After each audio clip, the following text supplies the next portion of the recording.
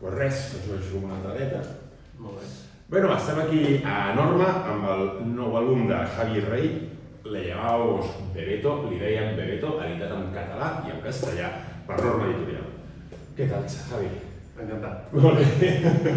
Bé, res, d'entrada, m'ha agradat molt, és una magdalena proustiana total, vas fet tornar molt enrere. Tu ets una mica més jove que jo, ets del 82. Sí. Igual que el protagonista. Fins a quin punt hi ha de biografia, autobiografia o no?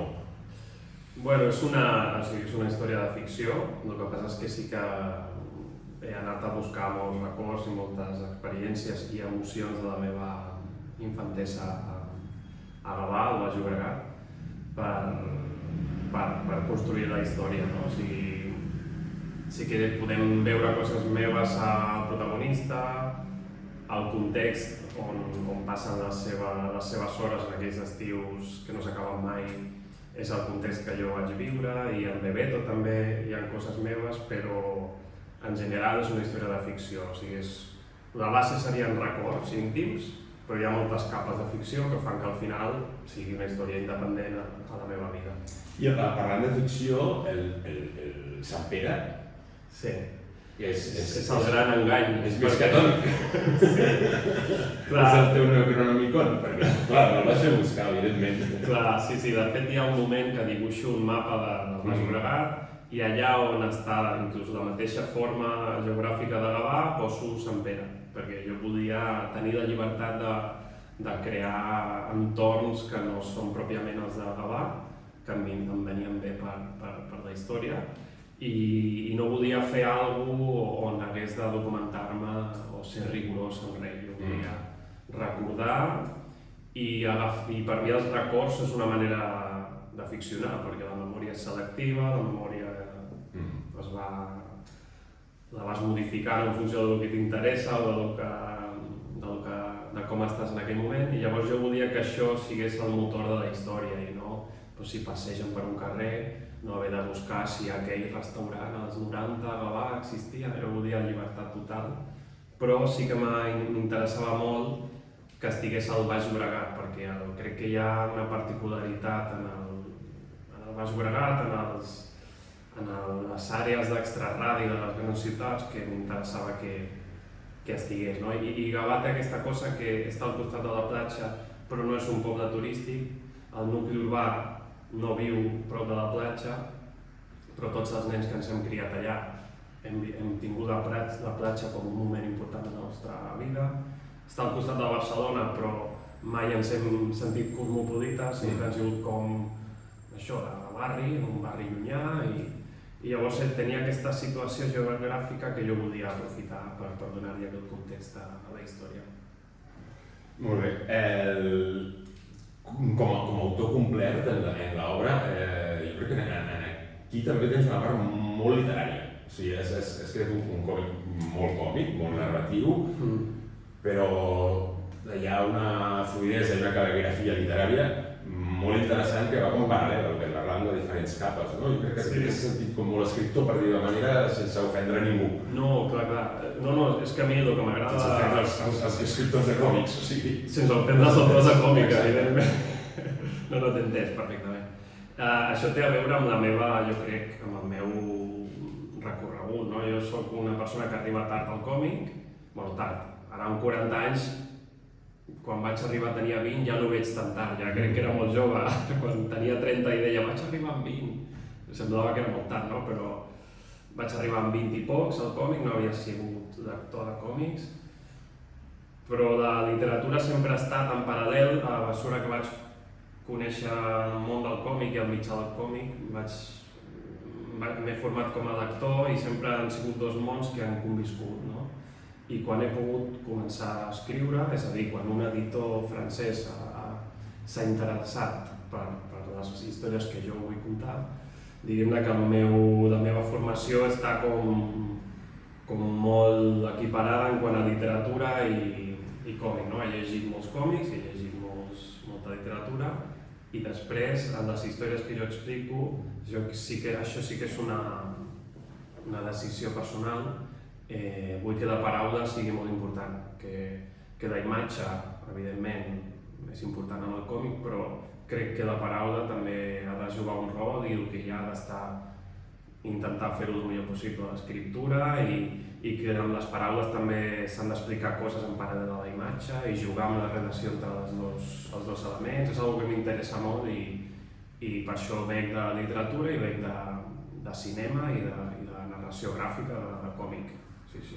Ho intento, va. I a l'hora de plantejar el guió, Sí.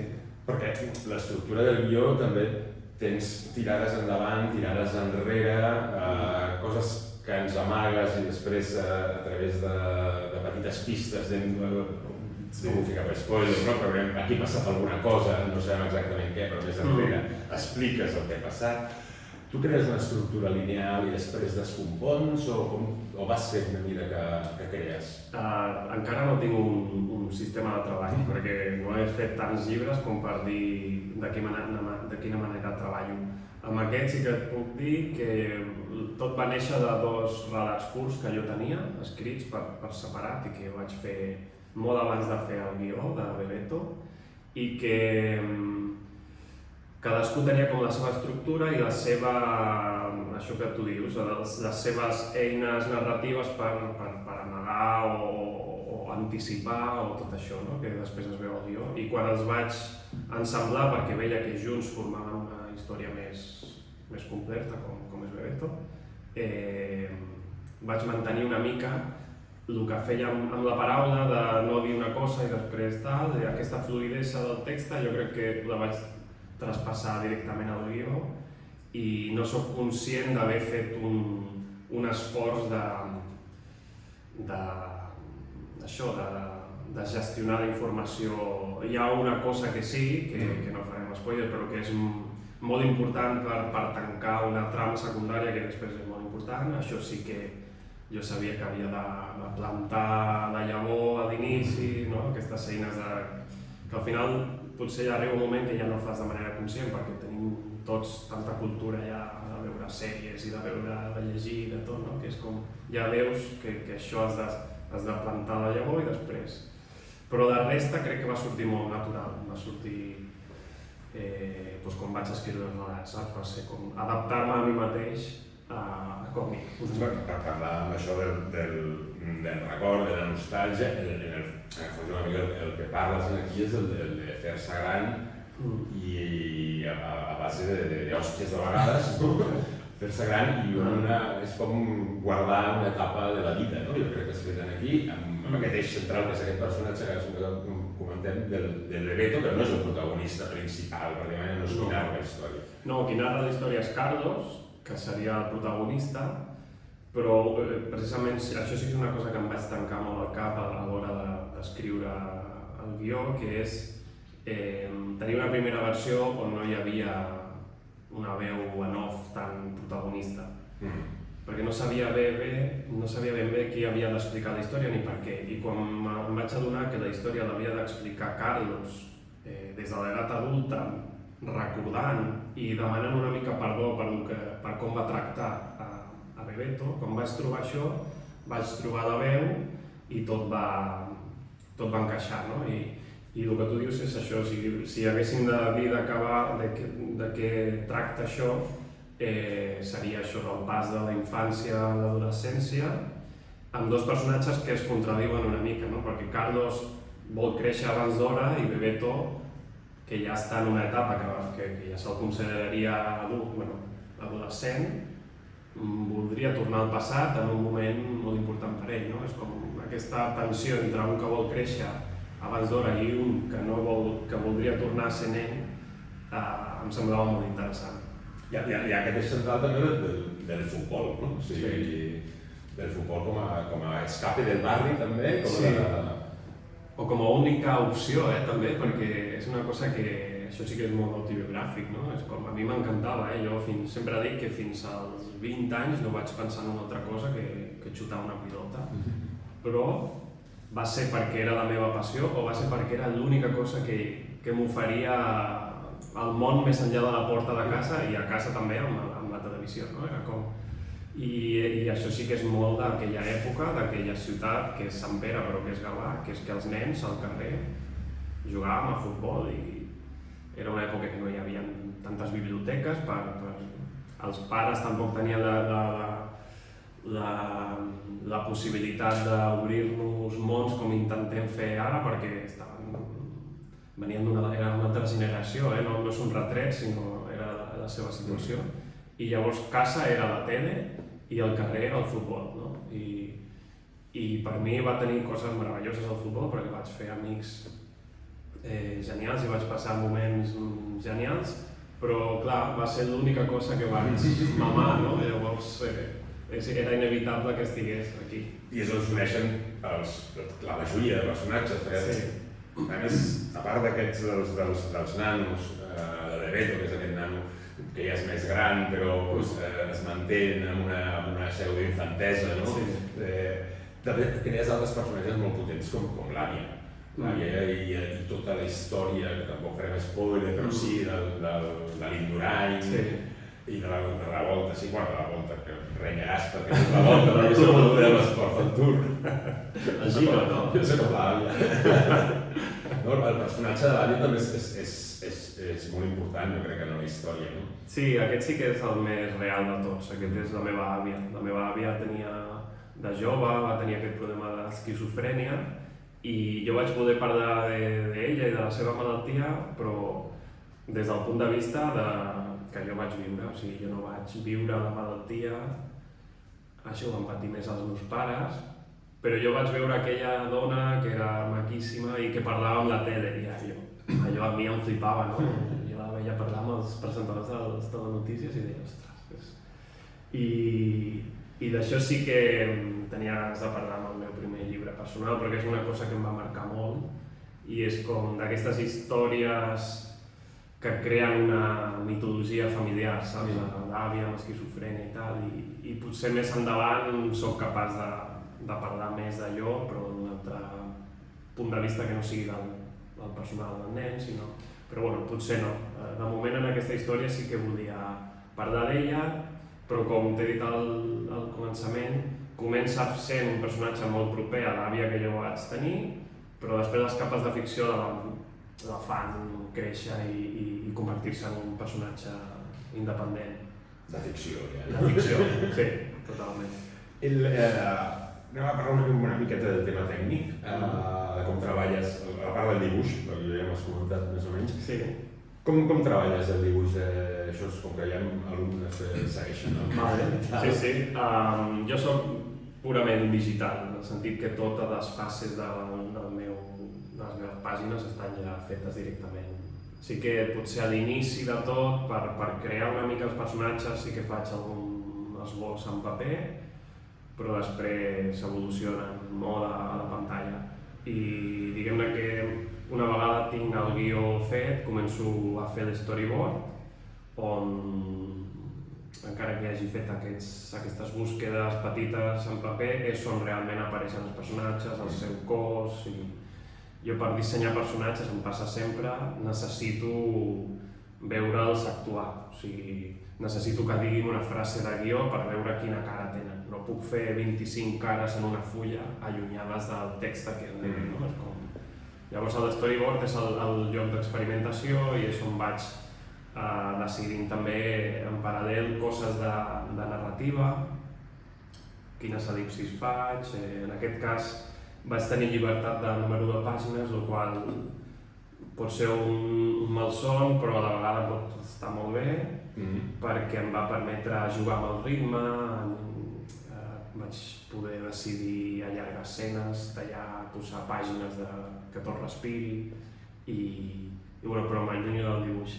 Però pel dibuix, diguem-ne, que faig a l'story i a vegades faig una mica d'il·luminació, que serà com una pauta amb grisos, que serà com una pauta de la il·luminació a la fase de color, però bueno, no sempre, és quan ho veig molt clar, no? Perquè a vegades sí que segons quines escenes per mi és el més important a nivell narratiu, no? On està la llum i tot això. I després d'aquesta fase de story que intento, en aquest cas vaig intentar fer tot el llibre sencer, perquè tenia l'angoixa de a veure si puc tancar la història bé, a veure... Les pàgines. Clar, a veure si no em passo de pàgines i, bueno, en aquest cas sí que ho vaig fer així i després ja directament utilitzo el Clip Studio, que és el programa que estic provant aquí, on vaig fer un pinzell que simula un pinzell sec. Sempre he intentat, jo sempre he sigut digital, però sempre he intentat que enganyar i que sembli que no és digital, no? Com allunyar-me de l'acabat digital encara que ho faci digital, no? I amb el Clip Studio doncs, faig la tinta acabada i el color. El color també el fas amb el Clip Studio. Sí. Això que has dit m'ha fet molta gràcia, perquè va dir l'altre dia un alumne meu i vaig trobar genial el comentari. Diu, per què tots els que dibuixen en digital intenten que sembli no digital i al revés? Els que dibuixen intenten de fer unes tintes planes que es podien fer en digital. Com el Chris Ware, no? Sí, sembla que... Ja, sí. Bueno, en el meu cas t'ho puc dir, jo no tinc, i ho reconec, no tinc l'habilitat que molts companys i companyes meves tenen de fer-ho en paper. O sigui, a mi el digital, aquí és titular, el digital m'ha salvat perquè jo no hagués pogut fer aquests acabats si hagués... Bueno, potser sí, però hagués tingut de fer tables, no sé com es diu en català, no? Tendria que haver hecho tables, però a mi el digital em permet fer un acabat que jo crec que en paper avui per avui no seria capaç. O sigui, no sóc com d'altres que fa el mateix en un mèdic que l'altre, jo ho reconec. Per mi el que m'agrada del còmic és la narració. Ara que puc escriure ho estic disfrutant, però de part del dibuix, encara que va ser el que em va portar en aquest medi, perquè jo vaig arribar a la Joso amb ganes d'aprendre a dibuixar, ara el dibuix és el més farragós, és com molt físic, és el que trigues més i bueno, no acabem de disfrutar. I el tema del color, no? Utilitzes un que deies de narració, utilitzes un color molt narratiu. Sí, sempre. 100% narratiu, i en aquest cas tu jugues molt amb uns colors també molt càlids, estiu... Jo crec que crees temperatures molt hàbilment, no? Sí, des d'Intempèrie, que va ser l'adaptació que vaig fer fa ja uns anys, i que va ser la primera que em vaig sentir totalment lliure de fer el que volia, em vaig adonar que... perquè jo havia intentat fer un color realista, diguem. I m'acaba d'agradar el que havia fet a la BD franco-belga, i quan vaig fer Intempèrie, que vaig veure que el color era una eina més per ajudar a la narració i per ambientar, crec que vaig trobar el meu estil, no? I ara no crec que tingui un tipus de color, però sí que sé que haig de buscar quin color em demana la història que estic explicant i llavors trobaré el color. No és que història i escena, no? Una cosa també, exacte. Estàs en un interior de càlid de família o estàs a la platja. Sí, totalment. O aquests nocturns de Barbena, que és molt xulo, de la Barbena, que és un clímax xulo i trist al mateix temps, no? Amb desenganys forts, etc. Exacte, sí. Ara una parida per acabar, perquè em preocupa. Per què no fots les orelles senceres? Però saps que també un lector a França m'ho va dir. M'ha encantat, però no puc deixar de mirar les nobles. Pues no ho sé, mira, ja... Bueno, sí que ho sé, jo vaig veure, hi ha un dibuixant que... Oi, tio, ara se m'ha marxat el nom.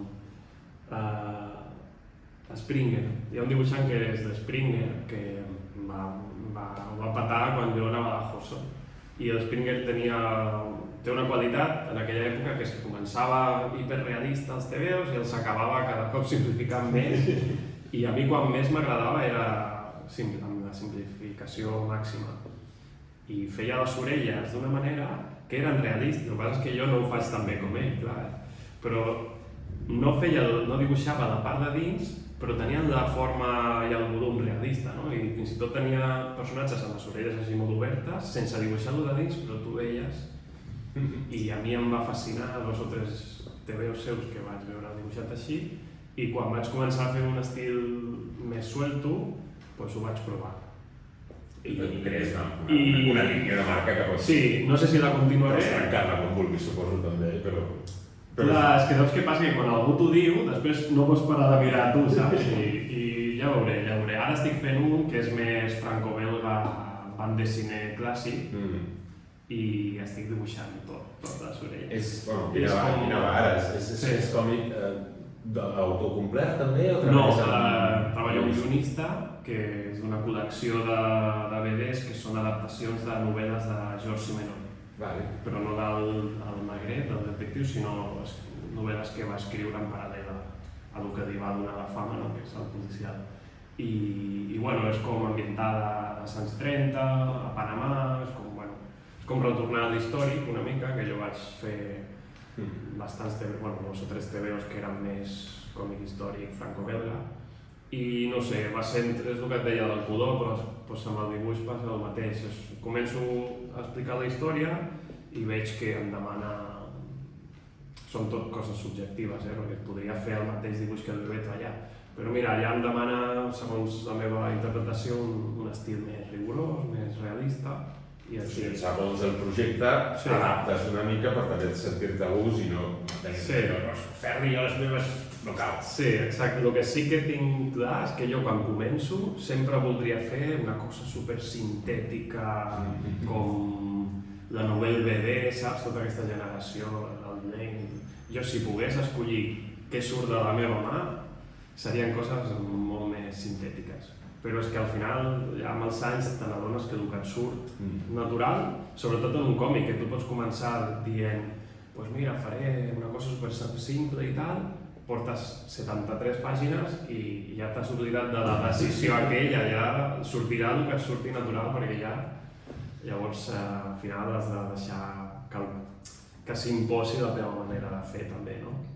Molt bé. I algun altre projecte, tens aquest projecte que estàs treballant ara, que has dit? Sí, aquest seria el que tinc ara a la taula. Després estic escrivint un altre en la línia en el sentit que escric i dibuixo, també amb Dargo i espero que no després també, però bueno, com en aquesta línia més personal i també estic intentant el que et deia abans, l'equilibri aquest entre paraula i imatge, doncs treballar-ho bastant. I ara, mira, ara que m'has fet pensar, Norma, que ens has dit aquestes 2 edicions, en català i en castellà, són exactament iguals, l'únic que canvies l'idioma, no és allò que porti més una aquí, no, són la mateixa edició en català i castellà. Tu el text com l'escrius d'entrada? Jo l'escric en castellà. Escrius en castellà? Sí. Es tradueix en francès? Sí. I després quan es publica en castellà és la teva... Sí, és el meu text, però passa per lectures editorials, com és normal, no? Passa pel filtre de l'editor i correctors i tot. Llavors el castellà és la versió original escrita per mi i el català és la traducció del meu text en castellà. Igual que la francesa. Sí, jo tinc la sort que treballo, jo i molts companys d'aquí que treballen amb Dargo Benelux, que treballen amb una editora que sap perfectament el castellà i clar, el dia a dia de fer el llibre és molt fàcil perquè no s'ha de traduir perquè ella interpreti o opini sobre el teu text, sinó que és molt fluid, tu envies una versió per veure la seva opinió i ella el pot llegir directament en castellà i això facilita molt la feina. Clar, és molt diferent, treballes amb un guionista francès i belga i no passa res, ja s'espavilen, en aquest sentit. Però clar, escriure'l, perfecte. Sí. Doncs, molt bé. Un plaer. Gràcies per la... I ja ho sabeu, aquí le llamamos Bebeto, li dèiem Bebeto, en català i castellà, per Norma Editorial de Javi Rey. No us el perdeu, que mola molt, a mi m'ha encantat, i gaudieu. Salut i a llegir còmics, que és el que diem sempre.